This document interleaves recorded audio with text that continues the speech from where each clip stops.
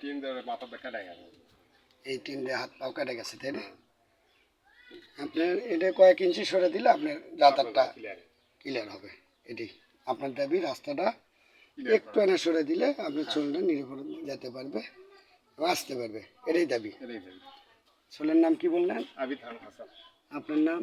আব্দুল সালাম। গ্রামের নাম? পশ্চিম মহকুমা মধ্যপাড়া। থানা? গাবতলী। জেলা? বগুড়া। বগুড়া। এবং এ বিষয়ে ইউনিয়ন স্যারের কাছে একটা আবেদন দেওয়া আছে যে আপনি চাচ্ছেন একটা সুষ্ঠু বিচার। ঠিক আছে।